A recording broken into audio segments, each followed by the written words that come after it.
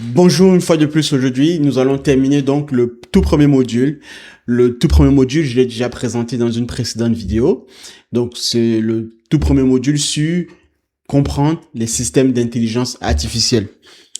Donc le voici ici. Normalement, vous pouvez le voir ici sur votre écran. D'accord? Donc vous avez ce module ici. Comprendre les systèmes d'intelligence artificielle. Et on va terminer donc la revue de ce module-là en vous expliquant évidemment tous les concepts et les notions clés qu'il faudrait intégrer absolument lorsque vous travaillez dans les projets d'intelligence artificielle. Donc, je vais reprendre là où on s'était arrêté et donc on va continuer le module en question. Alors, pour celles et ceux qui me découvrent ici, sachez que j'ai mon background qui parle pour moi et je travaille aujourd'hui sur des projets IA. Je suis sur le terrain. Et auparavant, bien sûr, classe prépa scientifique, MPSI, PSI, école d'ingénieur. Et puis, voilà, j'ai travaillé pour de grands groupes dans divers secteurs d'activité. Et j'ai fondé Niambot. Niambot, ici, c'est quoi? C'est la toute première couche d'intelligence artificielle qui comprend les données françaises. C'est-à-dire que vous avez ici un cerveau intelligent capable de comprendre toutes les règles et les lois françaises et globalement, surtout, toute la donnée sur tout le catalogue français. La plateforme DataGouv ici recense toutes les données publiques françaises et Niambot résout un seul problème en particulier que les assistants IA du quotidien que vous utilisez, ChatGPT, Claude, Mistral, ne parviennent pas à résoudre fondamentalement. C'est-à-dire que, comme ce sont des assistants généralistes, ChatGPT, Claude ou Mistral, ou DeepSeek, peu importe, ou Gemini, ces assistants-là ne sont pas destinés, n'ont pas vocation à aller traiter tous les domaines spécifiques. D'accord? Par définition de leur généralité. Et donc, notamment sur la donnée française, la donnée publique française, les lois en France, le prix de l'immobilier, la réglementation, tous ces enjeux-là et ces questions dans ce contexte-là français sont difficiles à appréhender par les assistants IA généralistes tels que ChatGPT, Claude Mistral. Donc, ce que fait Niambot, justement, c'est quoi? C'est de permettre à ce que il y ait une connexion entre ces assistants-là et Niambot pour que lorsque vous posez une question ici en langage naturel sur le contexte français, ici par exemple Claude va faire appel à Niambot ici, vous voyez là, la connexion avec Niambot, et Niambot ira chercher la réponse dans le catalogue, en fait, dans la compréhension des données françaises. D'accord? C'est vraiment ce qui distingue Niambot de tous les autres connecteurs qui existent là sur l'ADA, sur le marché. Et c'est la toute première couche d'intelligence artificielle qui a été présentée auprès de la DINUM. Donc la DINUM, c'est la direction interministérielle du numérique qui a trouvé cela comme étant un projet phare. Et de l'autre côté également, Niambot est en cours de validation côté OpenAI. Donc ici, vous voyez, je vous montre mon écran en live. Le statut est en review pour l'instant. Mais vous pouvez déjà connecter Niambot aujourd'hui. Donc vous voyez là, on est bien sur le côté OpenAI, hein, sur la page OpenAI. Donc voilà. Et vous voyez Niambot ici, le statut en review. D'accord? Et pour aujourd'hui, à l'heure actuelle, en l'état actuel, vous pouvez déjà utiliser Niambot sur votre assistant de type Claude, côté ChatGPT également, ou Mistral. D'accord? Vous avez ici, alors je vous montre simplement que j'ai déjà pu connecter. Donc là, ici, vous intégrez Niambot ici par exemple, en entrant ici le nom du connecteur. OK. L'URL du serveur MCP. Vous allez sur la page ici niambot.ai. Donc vous choisissez votre assistant du quotidien que vous avez l'habitude d'utiliser. Et vous allez tout en bas, vous avez l'URL HTTPS qui est sécurisé évidemment avec l'authentification O2.1. D'accord, vous laissez ici à autorisation, authentification. Vous validez, vous cochez et puis voilà, c'est tout. Vous aurez accès à toute la donnée dans le catalogue français. Donc voilà ce que résout Niambot au quotidien. Revenons à notre cours, donc à notre formation du module 1. Donc là, si c'était ici pour vous dire que Niambot a été présenté auprès de la DSINUM et côté OpenAI, c'est en cours de validation. Donc voilà, le projet est toujours en élaboration. Pour celles et ceux qui voudraient me contacter, vous pouvez m'écrire ici pour éventuellement un blocage ou une question liée sur l'intégration de vos projets et en intégrant par exemple l'IA, comment intégrer l'IA dans vos projets de manière adéquate et chirurgicale. Donc, la dernière fois, je m'étais arrêté à la 28e slide. Alors, je vais pas... Bon, je rappelle peut-être vite fait pour certains, pour ceux qui n'ont pas suivi. Donc, toute la question est de comment je passe d'une application classique à un système d'intelligence artificielle, à une architecture IA. Au début, j'ai une application ici classique, traditionnelle, d'interaction entre l'utilisateur et l'application. Et demain, je branche un LLM, mais est-ce que cela suffit pour qualifier cet état d'architecture IA? Non, c'est ce que j'ai vu dans la première vidéo. Allez la regarder si vous ne l'avez pas vu pour l'instant. Et maintenant, tout l'enjeu, c'est de comment enrichir cette mini-branche, cette primitive d'architecture IA en devenir pour qu'on puisse avoir véritablement une vraie architecture. D'accord? Parce que faire un appel à un LLM, ça ne suffit pas pour qualifier une application ou un système vraiment d'architecture IA. Donc, il faut vraiment être aligné avec les paramètres des contraintes en entreprise, les enjeux de données, puisque le LLM à la base, ChatGPT, Claude ou Mistral, quel que soit le modèle que vous allez choisir sur le marché, ne connaissent vos données.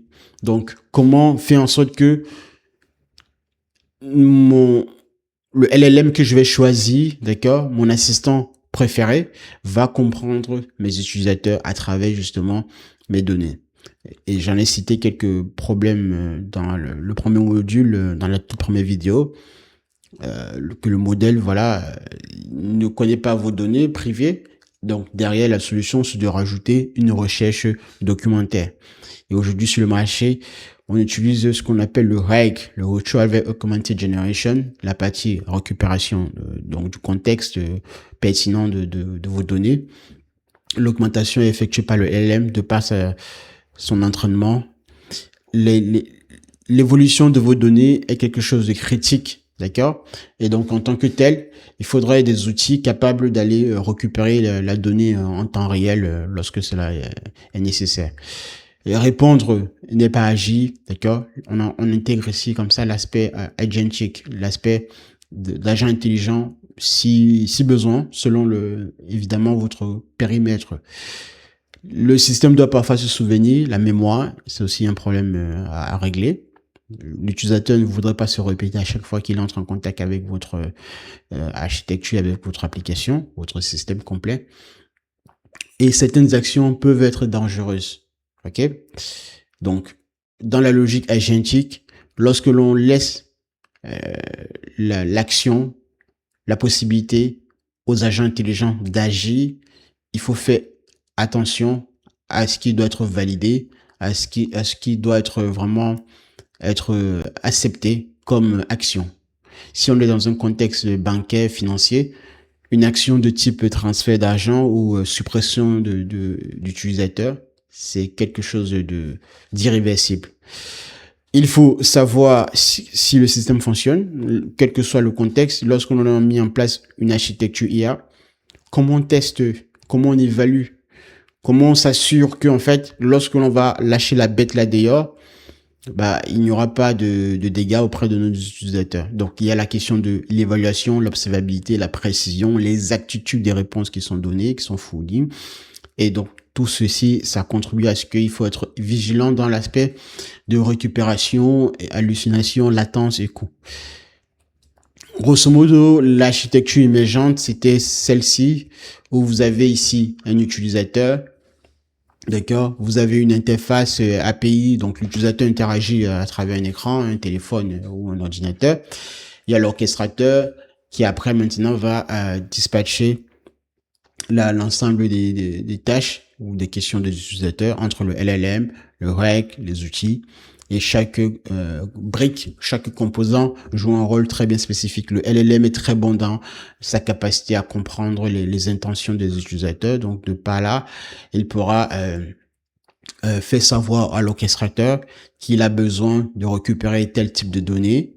L'orchestrateur fera appel au RAG. Le RAG maintenant va aller récupérer les données nécessaires et en fonction de la donnée récupérée et du statut que le LLM aura mis à jour, on va savoir si on a besoin d'autres outils pour aller récupérer pour récupérer d'autres informations supplémentaires dans d'autres systèmes externes. Voilà comment vous avez une architecture où l'utilisateur, quand il interagit à travers son interface, derrière, il y a un orchestrateur hyper... prenez l'orchestrateur comme par exemple un rond-point. Lorsque vous êtes en voiture, vous arrivez au niveau du rond-point du giratoire, et bah vous avez plusieurs sorties, 1, 2, 3, 4, 5 par exemple. Et bah voilà, ici c'est un peu comme ça que, en fonction de votre destination, le GPS vous dira de sortir à la deuxième sortie ou à la troisième, etc. Voilà. C'est dans cet ordre d'idée que il faudrait voir l'orchestrateur. C'est un exemple métaphore, bien évidemment. Et donc, voici déjà une architecture qui ressemble à peu près de manière correcte à ce que l'on pourrait qualifier de système d'intelligence artificielle, parce que il n'y a pas que le LLM ici qui est intégré, il y a la partie de données, donc vos données privées en entreprise ou dans votre projet personnel. Il y a le REG, évidemment, qui le permet, et il y a des outils qui sont mis à la disposition justement du LLM pour aller récupérer d'autres informations ou effectuer d'autres actions dans les systèmes externes. Et puis, il y a la mémoire et l'évaluation de la sécurité, des logs et l'observabilité. Dernière chose à rappeler avant de passer à la slide suivante, enfin la slide où on s'est arrêté. Il y a 3 manières dont une IA, un système IA, agit sur l'action d'un utilisateur dès lors que l'utilisateur lui pose une question. Donc, vous posez une question à ChatGPT, par exemple. Donc là, vous êtes sur votre écran, ici. Vous posez une question ici sur ChatGPT. Bah, ChatGPT va agir de 3 manières différentes. Enfin, il y a 3 possibilités sur lesquelles il peut se positionner. Selon votre question, votre prompt entrée, il y a la chaîne déterministe. OK? La chaîne déterministe, c'est-à-dire, par exemple, imaginez vous poser une question sur, je prends toujours cet exemple-là. Vous prenez un PDF, vous uploadez un PDF sur l'interface ChatGPT, ici, là, par exemple, OK? Vous posez une question, pourrais-tu m'extraire l'information se situant enfin, que dit ce texte, en fait, ce paragraphe, ou le paragraphe situé au 1.2, ou à quel niveau se situe la clause de licenciement. Un exemple très typique. Bah, ChatGPT va faire de l'extraction dans votre document téléchargé, uploadé. Il va justement, enfin derrière, il y a le processus de découpage en chunk de vos segments liés à votre PDF. Et puis il y a derrière un stockage justement de la donnée. Et on va vous restituer justement l'information. Mais derrière, le système d'architecture qui est intégré au sein de ChatGPT, lui va faire de l'extraction des informations dans votre PDF. Il va les découper et puis il va les stocker et puis après vous allez avoir une restitution de l'information. C'est pareil que si par exemple donc là j'ai pris un exemple très typique avec un PDF qui était par exemple téléchargé, enfin uploadé. Imaginons je tape ici une question très typique mathématique. Peux-tu me résoudre l'équation ax carré plus bx plus c? Ça, c'est une chaîne déterministe qui va résoudre cette équation-là parce que la méthodologie est connue d'avance. C'est un algorithme, en fait, qu'on va dérouler, le calcul du discriminant b carré moins 4ac et en fonction, justement, du discriminant. Si le discriminant est positif, bah ouais, on aura deux solutions pour racine dans le corps réel.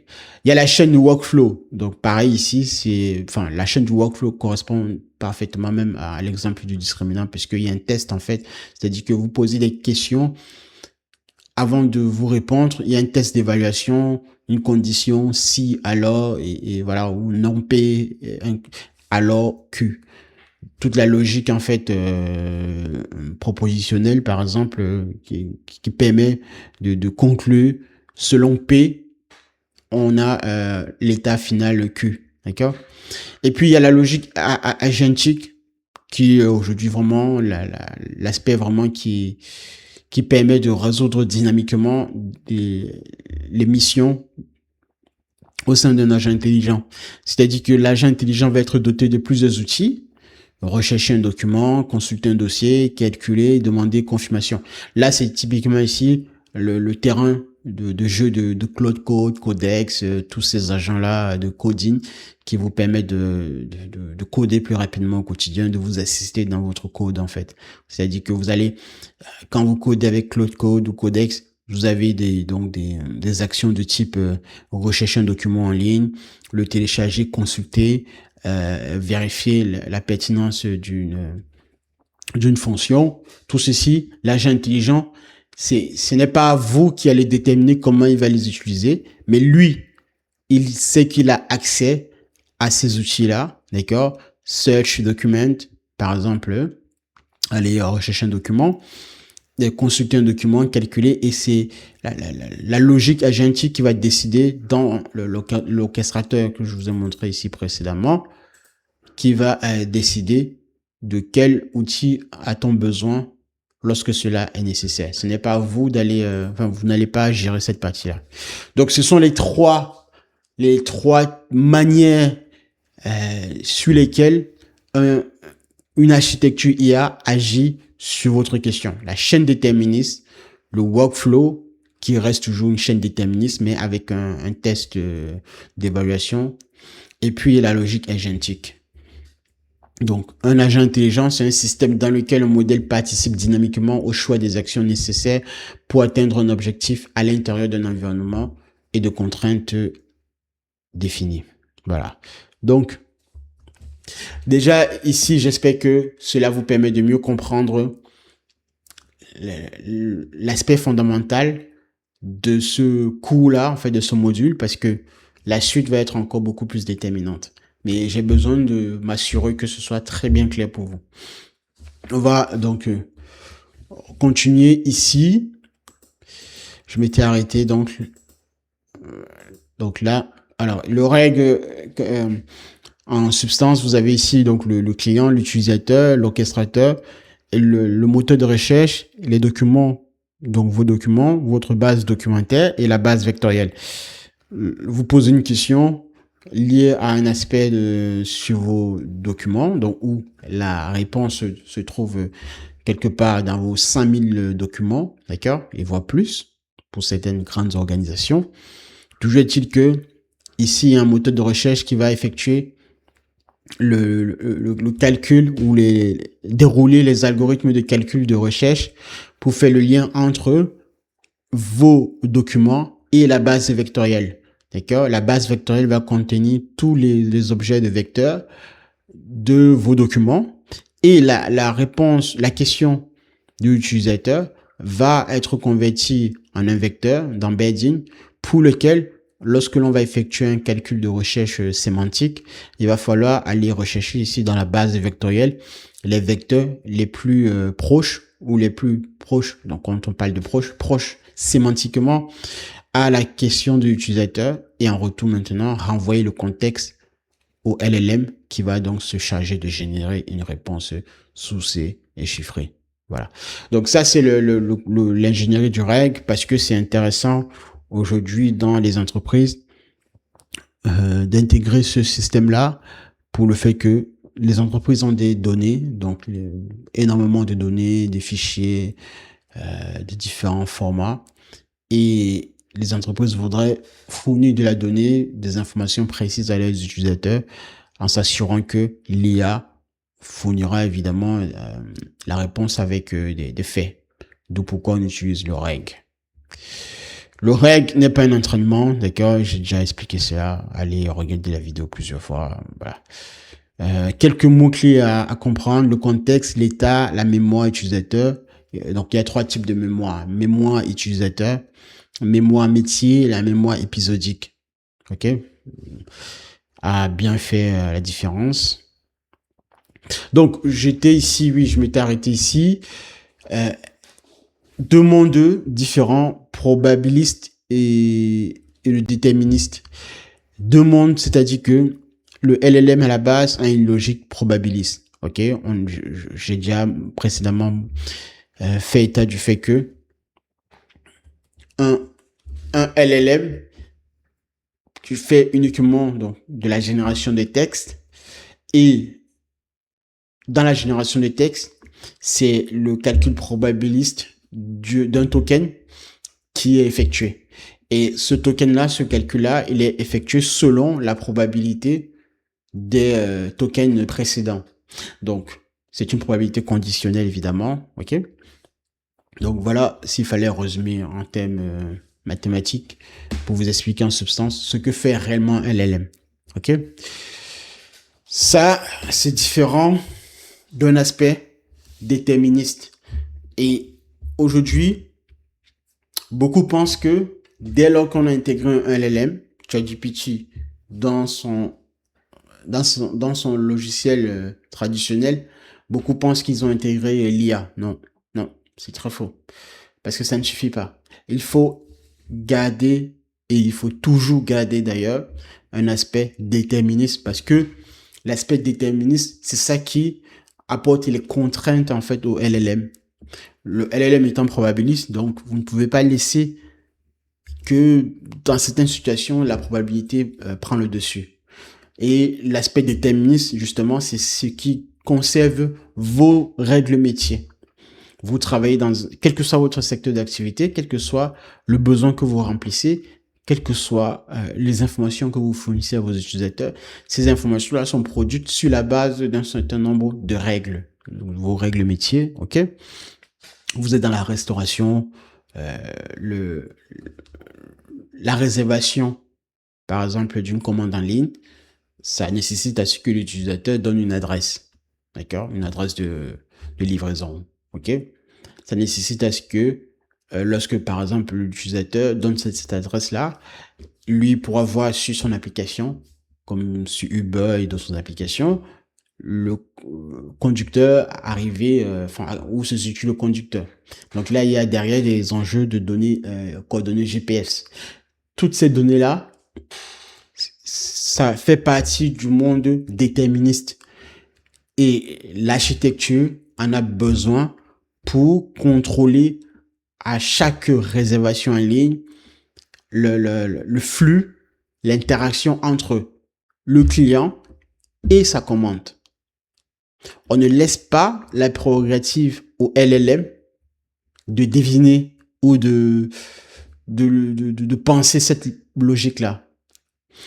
C'est un cas d'exemple, mais quel que soit le secteur d'activité dans lequel vous vous trouvez, ce besoin-là, ça reste votre prérogative et basé sur l'aspect déterministe. Donc, élément essentiel à comprendre, ici, donc, le LLM est utile pour comprendre une formulation, extraire des informations, donc comprendre des intentions, reformuler, résumer, classer une demande ambiguë, proposer une action, générer une réponse. Et donc, aujourd'hui, on a vraiment très évolué au niveau des modèles, donc 5.6 côté ChatGPT, Claude, Fable 5, Opus, etc. Aujourd'hui, les LLM font ceci de manière excellente. D'accord? La compréhension d'une formulation, l'extraction des informations, etc. C'est très bien. Mais ça ne suffit pas pour éclabousser le monde des déterministes qui reste notre logique de contrôle. Donc, vérifier un identifiant, les données personnelles d'un utilisateur, un mot-clé sur un mot de passe ou des informations voilà sur son identité, appliquer une permission avant avant de permettre à un système IA d'agir, il faut vérifier que l'action qui va être produite soit conforme à l'environnement dans lequel on se situe. Calculer une taxe, vérifier une limite. Vous prenez je prends peut-être le secteur de l'assurance, d'accord? Quand on parle du fait que demain, aujourd'hui déjà, les compagnies d'assurance intègrent les solutions d'intelligence artificielle dans leur système d'architecture, vous, en tant que client, vous n'allez pas résilier, pour que l'architecture, pour que la solution complète puisse résilier un contrat d'assurance d'un utilisateur en ligne, ça va passer par une boucle de vérification contrôlée par un humain, de préférence. Et même si derrière, il y a un agent intelligent qui le fait, ce sera un agent basé sur le monde déterministe. Parce que il va falloir qu'on vérifie les règles afférentes à la résiliation d'un contrat. Est-ce que, donc, un algo qui va être déroulé en disant, est-ce que ces conditions-ci sont remplies? D'accord?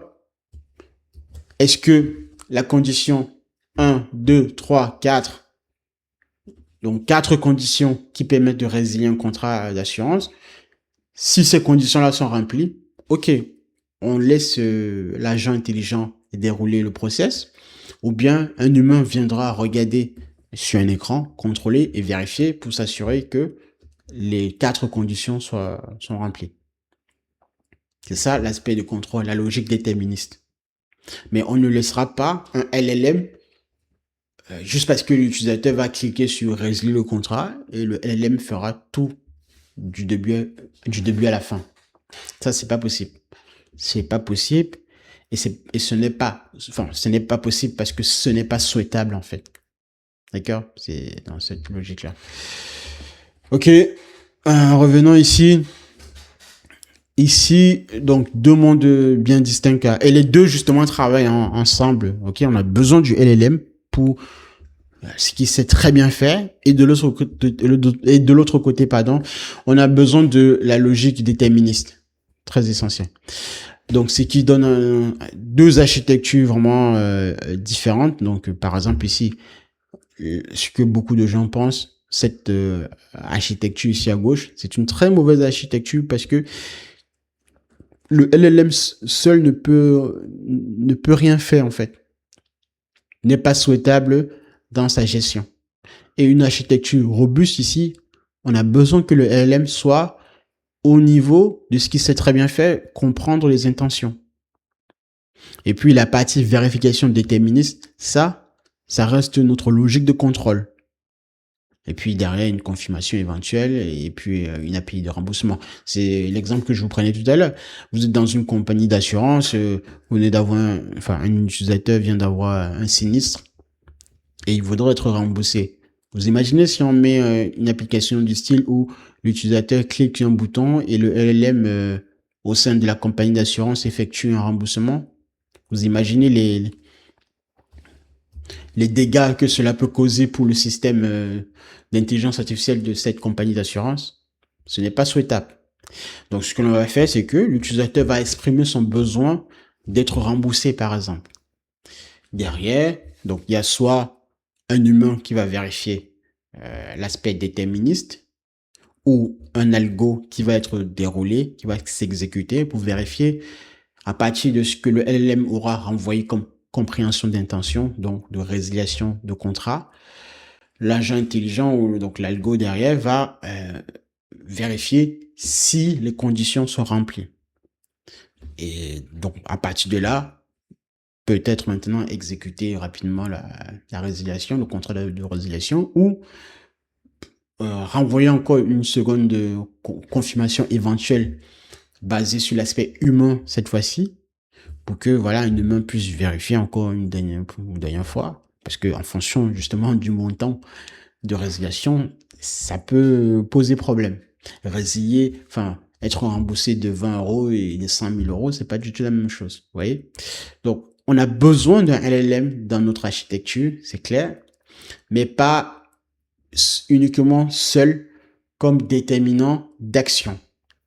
Il va être accompagné dans sa logique probabiliste tout en le contrôlant avec notre logique de contrôle parce que nos règles métiers sont au-dessus de l'aspect probabiliste d'un LLM. Ok? Ça, c'est important et vraiment, j'ai besoin que ce soit très clair pour vous. D'accord? C'est ça qui permet ici donc d'avoir cette flexibilité grâce au LLM, mais tout en ayant le contrôle à partir justement de l'architecture robuste. Donc, vous avez ici déjà une architecture projet qui se dessine de manière fiable. OK? Pourquoi? Parce que vous avez donc l'utilisateur ici qui est devant son interface d'écran ou une API pour certaines applications back-end et l'orchestrateur qui est là.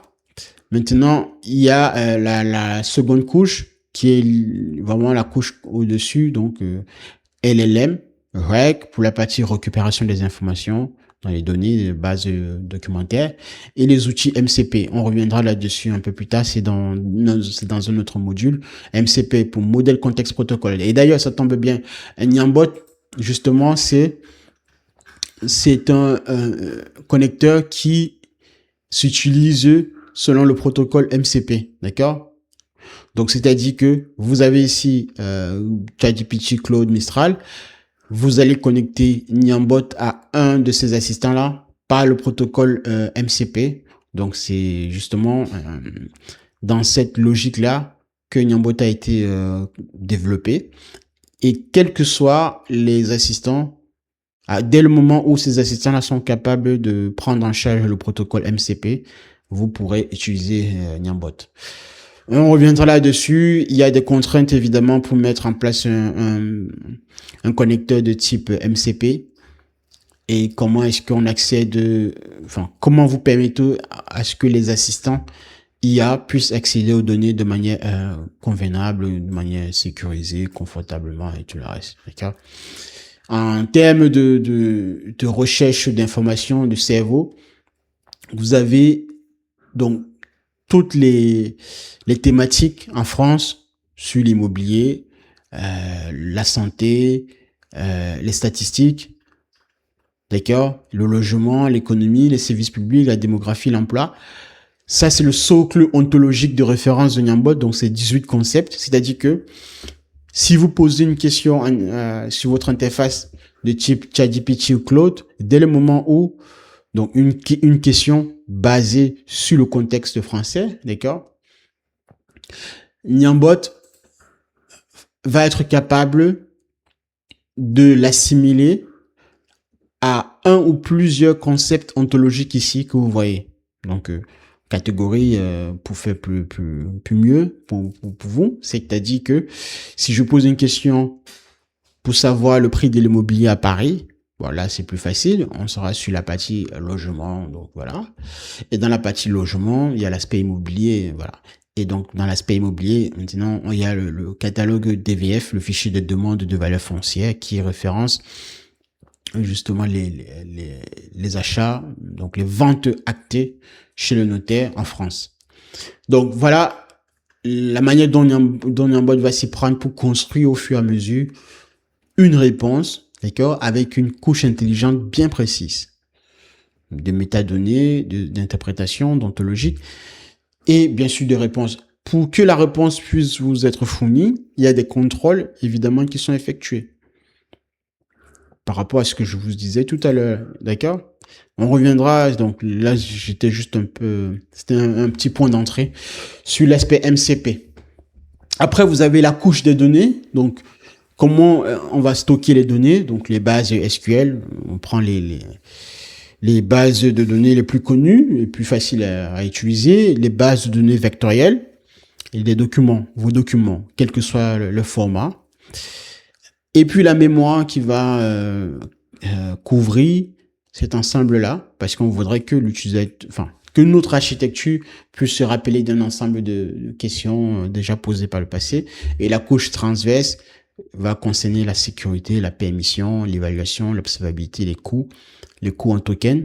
Vous utilisez ChatGPT au quotidien, Claude.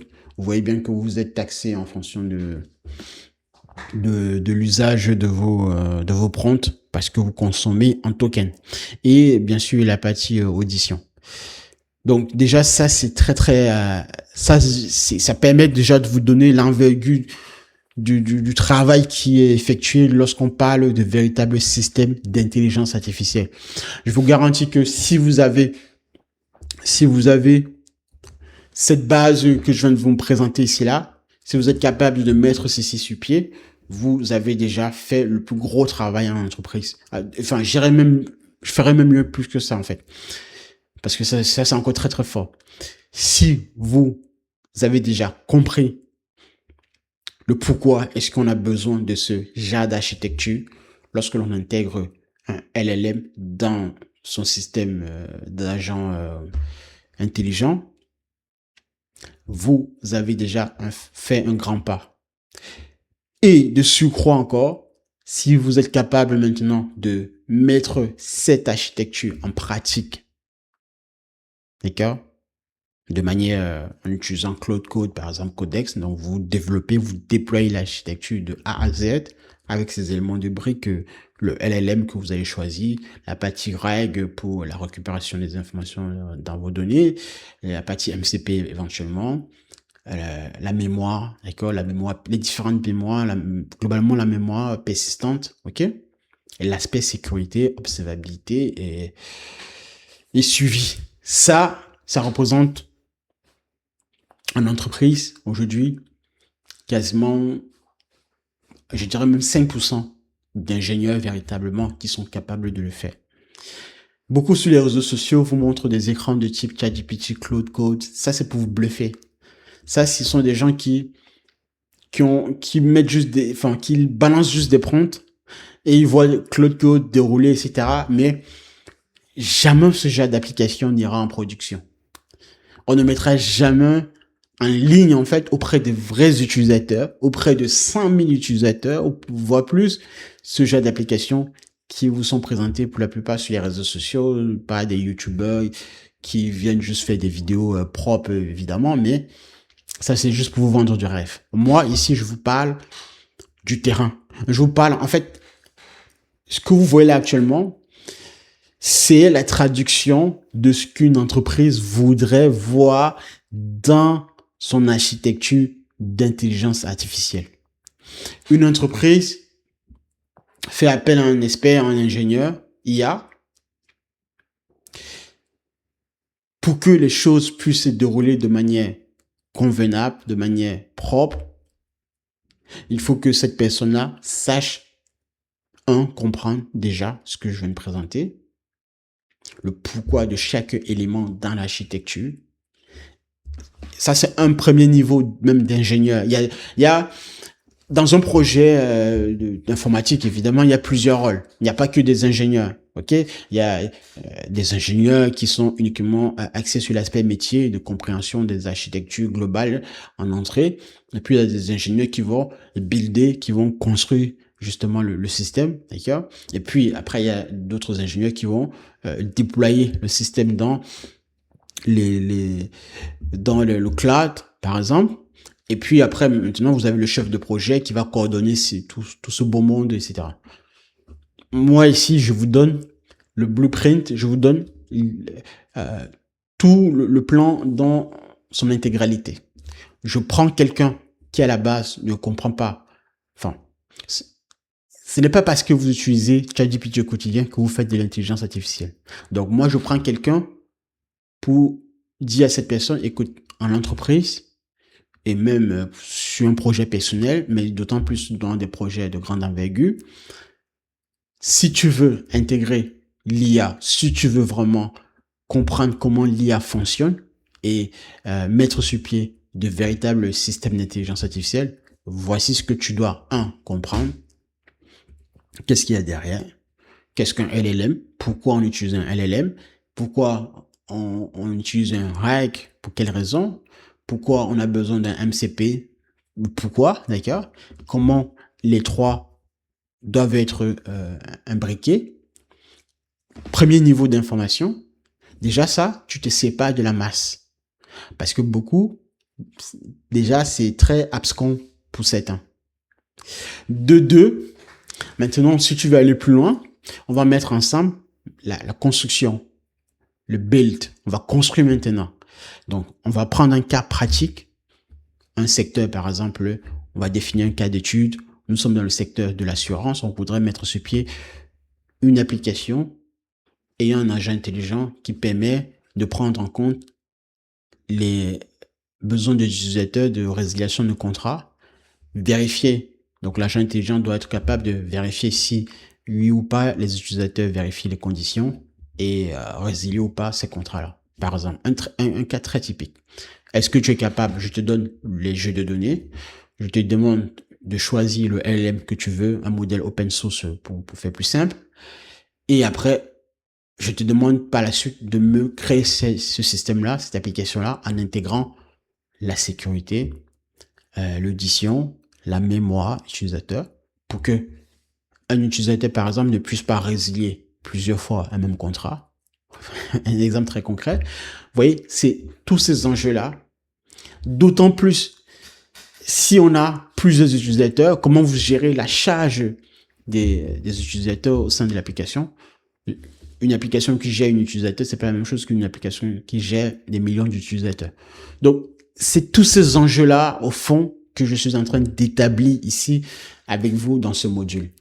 Et quand on commence à penser ainsi, c'est là où on commence véritablement pour moi, enfin pas que pour moi, mais je précise encore une fois de plus, d'être vraiment au cœur de la mise sur pied du véritable système d'intelligence artificielle. C'est ça qu'on appelle faire de l'IA.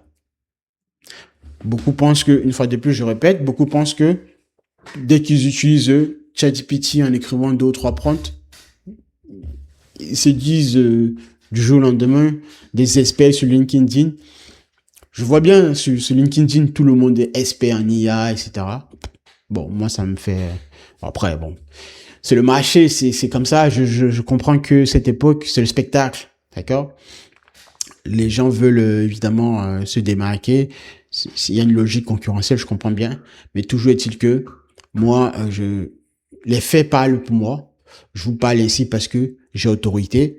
J'ai autorité parce que j'ai pu démontrer que ce que je suis en train de faire, c'est véritablement ce que l'on appelle faire de l'IA. Mon prochain Nyambot a été présenté au sein de la DINUM. Le projet Nyambot a été en cours de validation côté OpenAI. Et je vous donne encore d'autres insights. J'ai déjà eu des premiers retours de la part des ingénieurs d'OpenAI. OK? Donc là, je vous ferai, bien sûr, je vous donnerai d'autres informations au fur et à mesure. Et lorsque la validation sera complète, on fera le test ensemble et vous verrez Nyambot dans le catalogue du GP Store de ChatGPT. Donc ça, je pense que ça vous donne déjà une idée très claire de ce que moi je fais derrière.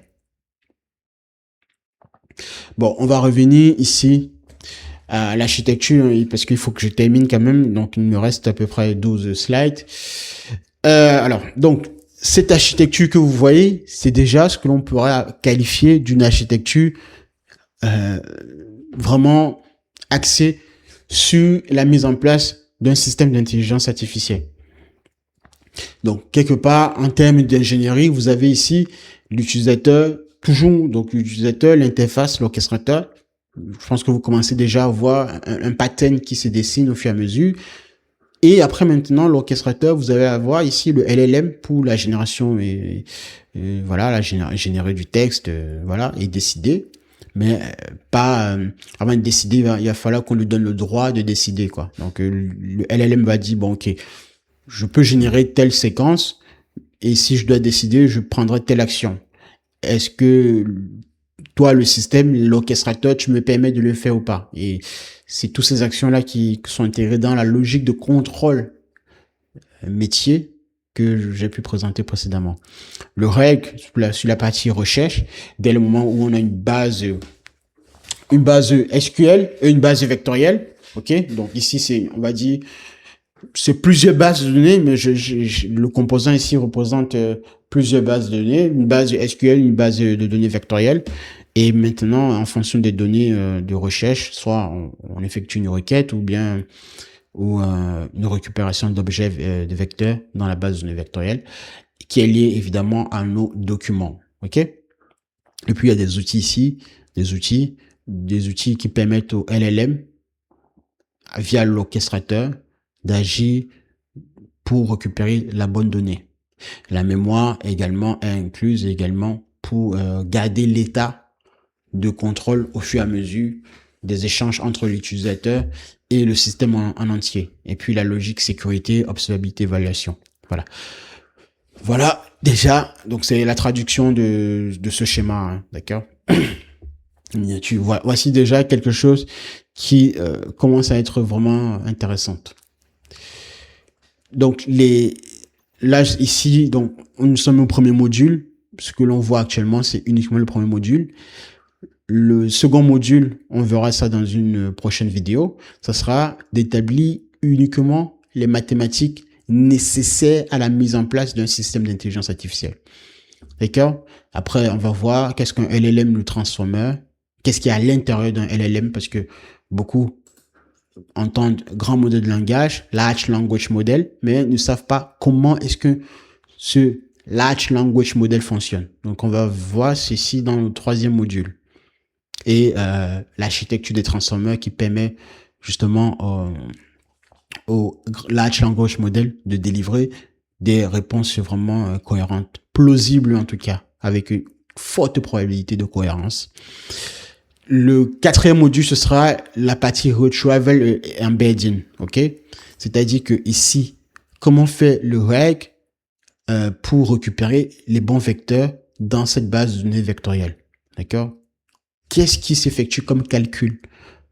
Vous avez ici, par exemple, pour une entreprise moyenne, hein, même une PME, il y a déjà plus de 100 000 documents à disposition comme données que l'on pourrait cartographier. Ok? Ne serait-ce que même pour une PME, même pour le boutiquier exotique de votre coin, en termes de cartographie de ces données au quotidien, en une semaine, voire un mois, il a déjà beaucoup de données s'il fallait les regrouper sous forme de documents.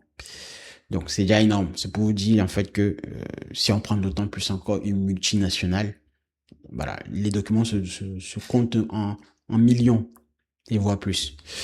Bref, toujours est-il que dans une architecture complète qui intègre la logique d'intelligence artificielle, on a besoin, dans des contraintes de temps, de robustesse, de pertinence, d'exactitude d'information, de délivrer la bonne information à l'utilisateur. Toute la question du module 4, ce sera de comment un système d'IA fait pour aller récupérer rapidement la bonne information dans les contraintes définies par le système. On verra cela.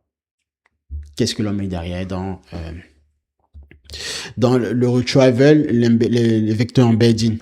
Le module 5, ce sera toujours la suite du module 4, mais comment tout ceci s'assemble en fait, le travail entre la récupération, il faut effectuer le LLM et puis donc le RAG, et voilà. Le module 6, ce sera donc la logique MCP, agent intelligent, le pourquoi, les outils, la mémoire. Donc là, clairement, ici, le module 6, c'est clairement déjà ce que Niambot fait déjà en pratique. Et puis le module 7, les transformer l'ensemble en système logiciel exploitable. C'est-à-dire que là, maintenant, pour celles et ceux qui veulent comprendre comment fonctionnent les projets d'intelligence artificielle, du module 1 au module 6, ça nécessite justement votre compréhension. Vous n'êtes pas obligé d'être dans un aspect de pratique, mais à partir du module 6, donc à partir donc du module 7 jusqu'au module 10, là on commence clairement à builder un système clairement d'intelligence artificielle. Parce qu'il faut avoir les éléments, donc comprendre profondément chaque concept, chaque notion, chaque brique, le pourquoi, ce que ça résout dans l'architecture. Et après, dans le module 7, on va transformer cela en un système logiciel, donc en une vraie application du quotidien, pouvant servir des milliers, voire des millions d'utilisateurs. Et puis, dans la construction, comment utiliser par exemple les assistants coding tels que Claude Code, Codex, etc. et comment évaluer également si ce que vous avez construit fonctionne. Voilà. Si votre architecture vraiment répond bel et bien aux normes d'exigence métier du système. Donc, tout ceci, ça c'est la carte des 10 modules. Aujourd'hui, nous sommes uniquement au tout premier module ici. Voilà. Et on va continuer, hein, d'accord? Alors, décomposer une demande complexe. Donc, ici, vous avez un exemple très typique. Analyse mon contrat, vérifie si la date de résiliation est dépassée. Calcule les frais éventuels et prépare la demande de résiliation si je confirme. Là, ici, vous avez un exemple très concret de comment est-ce que dans un système d'intelligence artificielle, votre question ici, par exemple, est découpée et analysée. Il y a la compréhension de la demande. Ça, c'est le LLM qui le fait. C'est très facile pour lui. Il comprend tout de suite, en fait, ce dont vous parlez.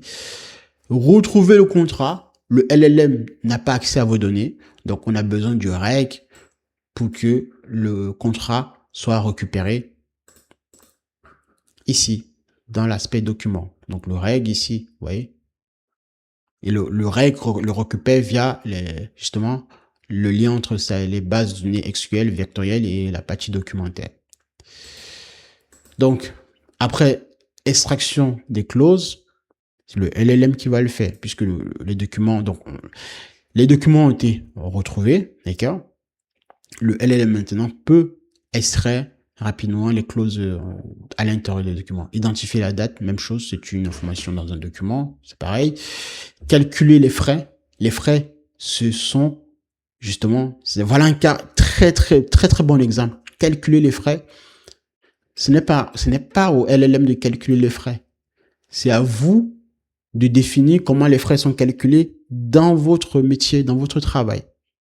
Donc, il y a un code déterministe statique selon les règles, d'accord? Selon les règles définies du calcul des frais pour une demande de résiliation. Ce code-là, cet algo va être déroulé, c'est une fonction. Et à la sortie, il y a un modèle déterministe, donc une fonction. C'est pourquoi le module 2 est d'autant plus essentiel sur l'aspect des mathématiques. Beaucoup pensent que on fait de l'intelligence artificielle sans comprendre à minima les rudiments en mathématiques. Et je vais vous dire même d'ailleurs quelque chose de très bête. Il n'y a pas de véritable expert en intelligence artificielle sans une compréhension profonde du niveau en mathématiques. Des notions en mathématiques vues au lycée et il voit plus bac plus 5 et voit, enfin, d'autant plus des notions vraiment très avancées. Moi, je me situe justement à ce niveau-là.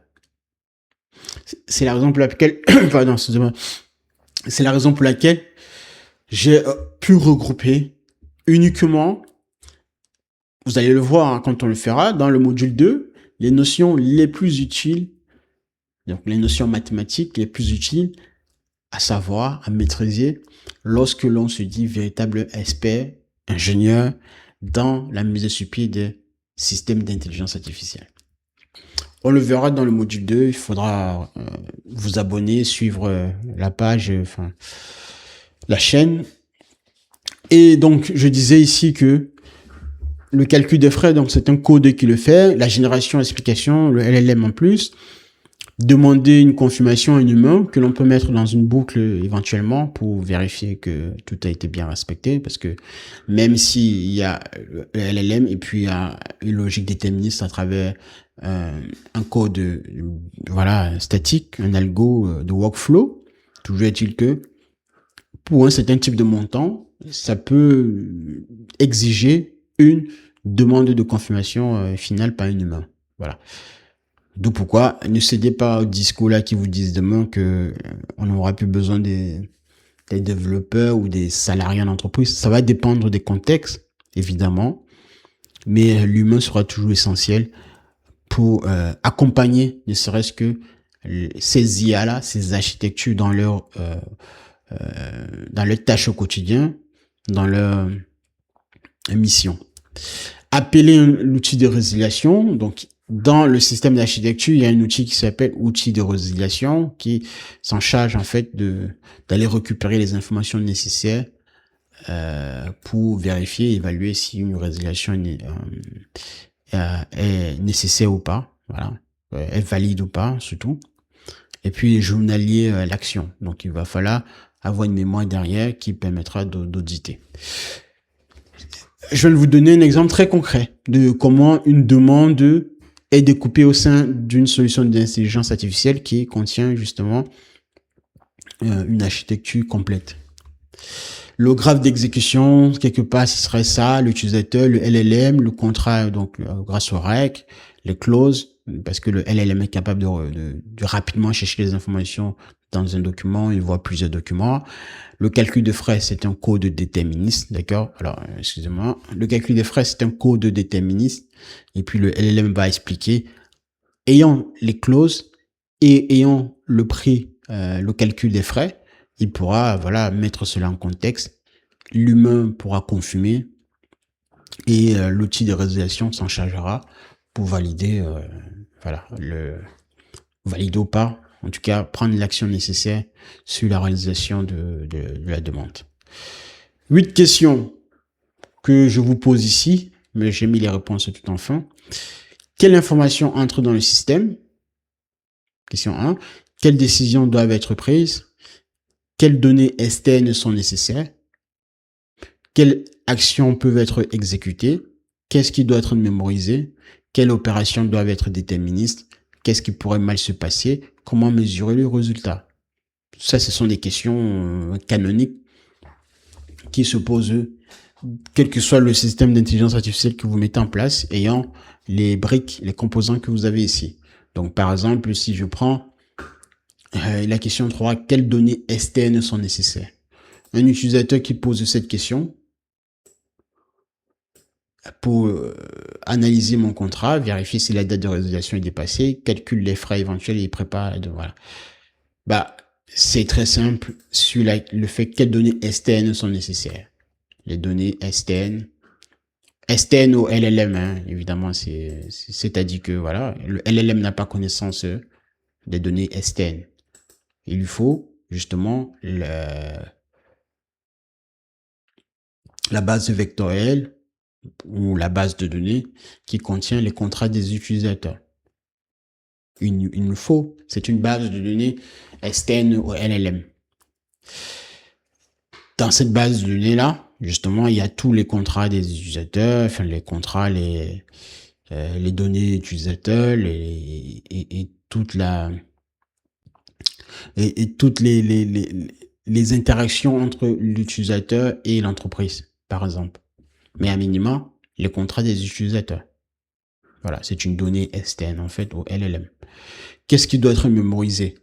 Si, dès lors que l'action a été effectuée, le système doit pouvoir journalier cette action-là. Voilà, pour ne pas la répéter, ou bien pour informer que l'action a déjà été effectuée. Qu'est-ce qui pourrait mal se passer? C'est par exemple, si on laissait ici, si on ne mettait pas le code déterministe, si le calcul des frais s'effectue par le LLM. Le LLM pourrait calculer n'importe quel montant et dédommager l'utilisateur, le client d'un montant de 1 million par exemple. Alors que c'est peut-être 10 euros qu'il fallait rembourser auprès de l'utilisateur. Ou d'ailleurs ne pas résilier le contrat de l'utilisateur. C'est ce qui pourrait mal se passer s'il n'y avait pas le contrôle ici code déterministe. Quelles décisions doivent être prises? Bon, voilà, je pense que ça c'est compréhensible. Quelles actions peuvent être exécutées? Même chose. Quelles opérations doivent être déterministes? Calcul des frais, évidemment, entre autres. Hein. Il y en a plusieurs réponses, mais je vous donne le but en blanc rapidement. Et comment mesurer le résultat? Voilà, ça c'est l'aspect maintenant évaluation. Le résultat va se vérifier avec des tests de robustesse pour s'assurer que si un échantillon, par exemple, de 1000 demandes de ce genre, lorsque on a déroulé l'architecture, Est-ce qu'en sortie, le calcul des frais a été correct? Est-ce que le LLM a su bien expliquer le pourquoi à l'utilisateur et établir une fonction justement de précision? C'est ce qui va nous permettre de valider le fait que notre système d'architecture d'intelligence artificielle a su répondre bel et bien et va répondre bel et bien lorsqu'il sera déployé en ligne à des millions d'utilisateurs. Donc c'est cette partie-là qui va mesurer le résultat. Décomposer un produit. Alors, déjà ici, je pense que vous voyez, vous commencez déjà à mieux comprendre les vraies problématiques à l'intégration d'un LLM au cœur d'une architecture logicielle. C'est tout ceci qu'un véritable ingénieur doit prendre en compte dans la mise en place d'une vraie solution d'intelligence artificielle. Il faut juste comprendre. C'est pas si difficile. Bien sûr qu'il y a certaines parties qui peuvent sembler être difficiles. Là, c'est uniquement le module 1 qui a 43 slides. Il y a encore 9 modules derrière, comme je peux vous montrer, de manière ordonnée et découpée en séquences structurées. Mais toujours est-il que ça sera pareil. Il faudrait juste comprendre le pourquoi. Pourquoi est-ce qu'on a, qu'est-ce que ce composant? Qu'est-ce qu'il fait? Pourquoi a-t-on besoin de lui dans l'architecture, etc. Et vous allez voir comme ça qu'au fur et à mesure, c'est pour ça que je me permets de vous détailler petit à petit les composants et vous montrer le plan d'ensemble de comment tout ceci fonctionne ensemble pour que ça fasse sens. Ceux qui utilisent Claude Code au quotidien rapidement, qui demandent tout un tas d'instructions à Claude Code, derrière Claude Code, il suit en fait ces étapes-là, ces mises en place d'architecture de solutions d'intelligence artificielle en créant des bases de données vectorielles, en créant des bases de données et en créant ou en rajoutant des algorithmes déterministes. Le problème avec les personnes qui n'ont pas la connaissance de manière structurée de ce que je suis en train de vous dérouler ici là, Claude Code, ce sera comme une boîte noire pour vous. Vous allez poser une question en langage naturel sur votre terminal. Claude Code derrière, il va appliquer toute la pensée, la logique logicielle de mise en place de véritables systèmes d'intelligence artificielle. Ça, il va le faire. Il n'y a pas de souci. Il sait très bien ce que c'est qu'un RAG, ce que c'est qu'un LLM, pourquoi on a besoin d'une base de données vectorielle, pourquoi on a besoin de la sécurité, un algorithme de hachage, pourquoi on a besoin de la mémoire, etc. Claude Code, Claude Code, Codex, etc. savent très bien le faire. Le souci, c'est que si vous n'avez pas connaissance et conscience de ce que fait chaque composant dans l'architecture, je vous garantis que vous n'allez jamais mettre ce système en production. Il ne va jamais fonctionner. Pourquoi? Parce que vous n'allez pas comprendre comment sont imbriqués les éléments entre eux. Les questions que vous allez poser donc à Claude Code à un moment donné, ces questions-là, pour vous, vous allez avoir l'impression que vous êtes en train d'évoluer dans une architecture très complexe, ce qui parfois sera le cas, mais dans cette complexité-là, vous allez vous perdre en route, en chemin. C'est ce qui fait que beaucoup de projets se cassent la gueule, en fait. La plupart des projets IA ne marchent pas ou fonctionnent en local sur le PC de la personne. Moi, Niambot, que je vous ai présenté là, il y a déjà des utilisateurs en France. Il y a déjà des gens qui utilisent Niambot. Donc ça fonctionne. Et tous les jours, je vérifie, je peaufine. C'est juste du rajout de fonctionnalités, de la surveillance, etc. J'ai conçu Niambot. Évidemment que je me suis aidé de Claude Code. Mais ce n'est pas Claude Code qui va décider de rajouter tel composant dans mon architecture. Ça, jamais. Jamais de la vie. Je ne vais pas permettre cela. Je sais que pour effectuer telle action, j'ai besoin de tel composant. Je vais demander donc à Claude Code de me rajouter tel composant avec des règles définies, des contraintes pour qu'il puisse, en rajoutant ce composant-là, suivre ces règles-là. C'est ce qui fait la différence entre les développeurs de demain, de nouvelles générations, avec les développeurs qui n'auront pas su s'adapter. Et ça, je peux généraliser à tous les métiers. Mais si je prends le cas de l'informatique, ceux qui vont vraiment tirer leur épingle du jeu avec l'intelligence artificielle seront les personnes qui auront compris comment fonctionne l'IA et par conséquent sauront poser les bonnes questions, sauront où aller et l'IA va accélérer l'exécution. C'est ça en fait. Mais il y a d'autres personnes qui pensent que l'IA va tout faire à leur place et bah ceux-là, je suis désolé, vous n'allez pas vous avez l'impression d'utiliser l'IA, enfin de comprendre l'IA, mais vous n'êtes juste que des consommateurs, comme il y en a beaucoup dans ce monde entier, que des consommateurs jetables, hein, d'accord? Donc, il faut bien intégrer ce que je vous ai pu montrer jusqu'ici, d'accord? Et c'est très essentiel dans la mise sur pied de véritables systèmes d'intelligence artificielle. Je vous donne un autre exemple parce que je suis un peu fatigué, désolé. En entreprise, on a besoin d'auditer des systèmes. Imaginez quelqu'un, un Gugus là d'ailleurs, qui a entendu parler du fait que ouais, avec l'IA, tu peux tout développer, tu peux tout faire avec ChatGPT, avec Claude Code. Ouais, moi je regarde plus le code, je sais pas ce qu'il y a derrière. Non, ok. On prend cette personne-là, on intègre dans un système d'intelligence artificielle, dans un projet de mise en place d'un système IA. Cette personne utilise Claude Code sans savoir réellement ce qui se passe derrière.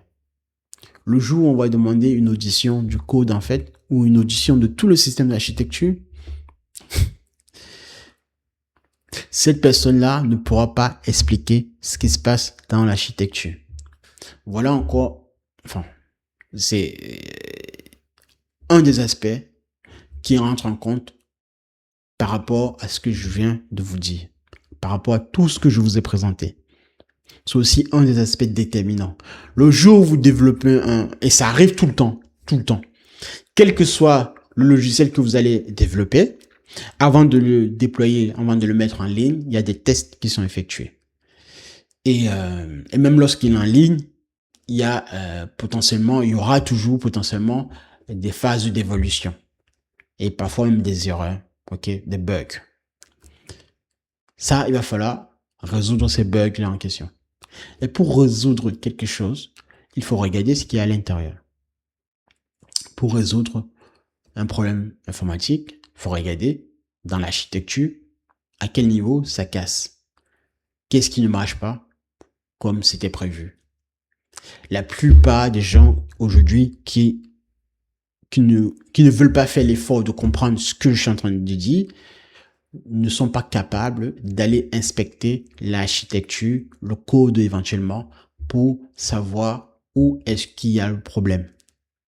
Et imaginez quelqu'un qui a passé son temps à générer des prompts, des interactions avec Claude Code, avec Codex.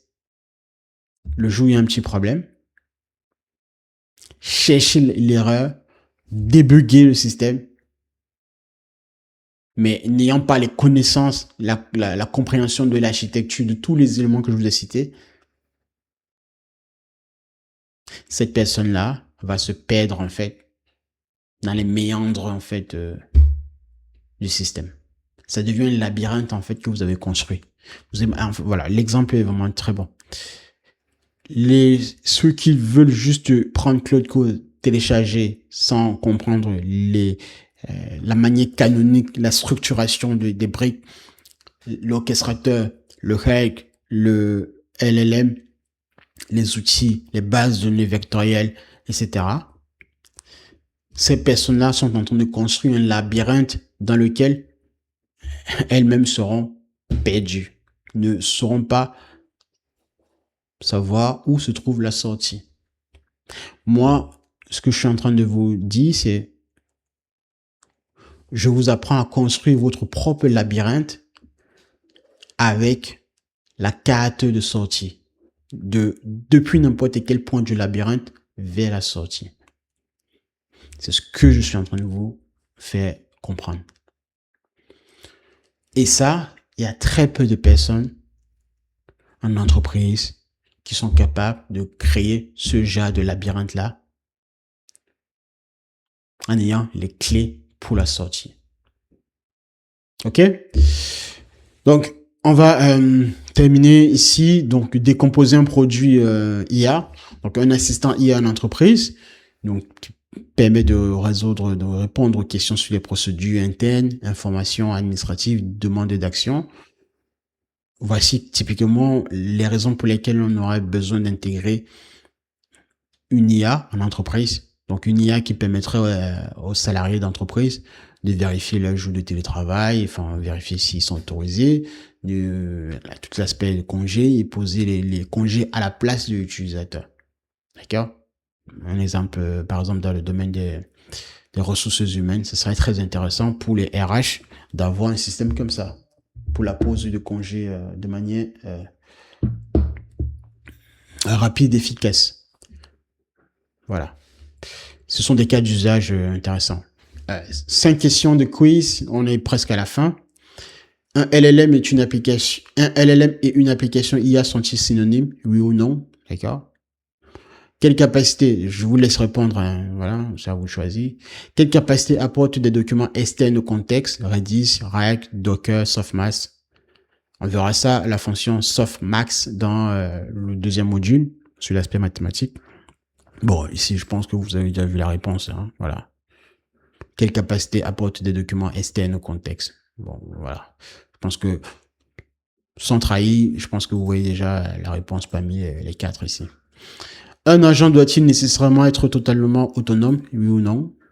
Une opération financière critique peut-elle dépendre uniquement d'une décision probabiliste, oui ou non? Un système IA moderne combine probabiliste et logiciel déterministe. Voilà. Combine les composants probabilistes et logiciel déterministe. Voilà. Donc, 5 questions très faciles. OK, ici, voilà. Un agent doit-il nécessairement être totalement autonome? Non. Une opération financière critique peut-elle dépendre uniquement d'une décision probabiliste? Bon, voilà. OK. 6 erreurs fréquentes. Le LLM est l'application. Donc, faux. D'accord? C'est des erreurs fréquemment que les gens ne prêtent pas attention, auxquelles les gens ne prêtent pas attention vraiment. Le REC, n'est pas équivalent à la mémoire, hein. Pas directement. Il y a un petit. Le REC, c'est un mécanisme de récupération d'informations externes. Un agent, bien sûr, est différent d'un chatbot. Ok. Un agent évidemment n'est pas nécessairement totalement autonome. C'était la question ici. Ici, voilà. Plus d'outils égale meilleur agent. Faux. D'ailleurs, Nyambot possède 21 outils canoniques maximum. Ça a été, alors, gérer les connecteurs. Ici, vous avez, donc Nyambot, vous avez, donc là, je suis sur mon interface cloud, hein. Vous avez donc l'URL ici.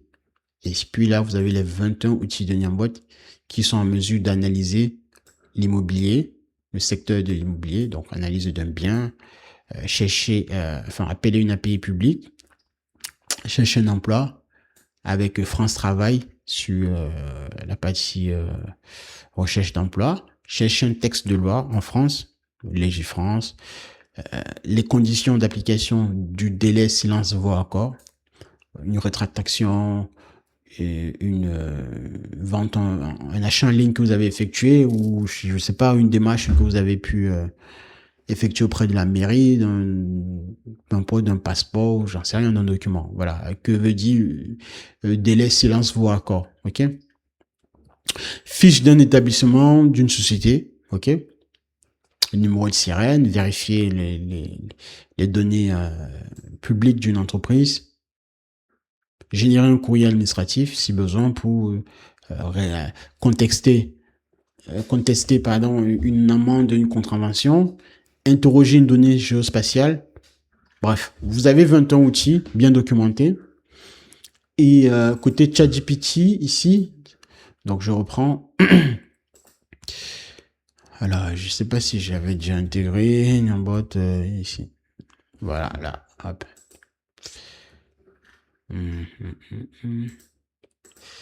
Vous avez ici les mêmes 21 outils qui se trouvent là. Donc, Niambot ici et là. Analyser un bien immobilier. OK. Vous avez la description, les métadonnées qui sont affichées. Voilà. OK. Voilà. Donc, plus d'outils égale meilleur agent. Faux.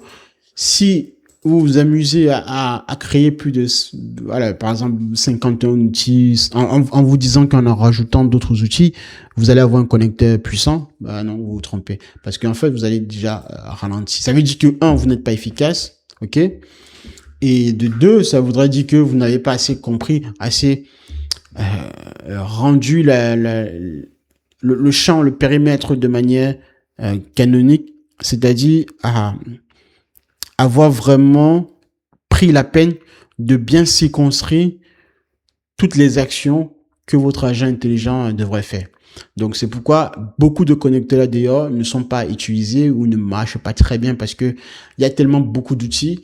Et en deuxième raison également, lorsque vous mettez beaucoup d'outils ici dans votre connecteur, vous allez perdre le modèle que vous utilisez côté ChatGPT ou Opus, parce que lui, quand il va faire appel à votre connecteur, comme vous avez rajouté tellement d'outils, donc il va se poser la question de rechercher le bon outil ou les bons outils correspondants.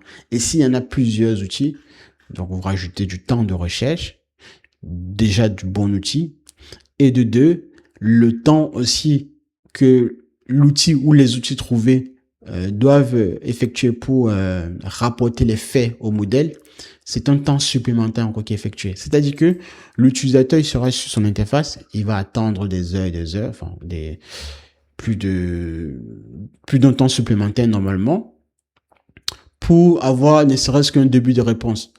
Et ça, c'est pas très bien en termes c'est pas souhaitable en termes de user-friendly, d'expérience utilisateur. Et derrière cela aussi, ça rajoute des probabilités d'erreur dans les faits. Parce que plus vous allez rajouter une fois de plus d'outils, vous augmentez la probabilité d'erreur que déjà votre serveur MCP va commettre et de deux, de ce que potentiellement le modèle probabiliste que vous utilisez pourra en rajouter.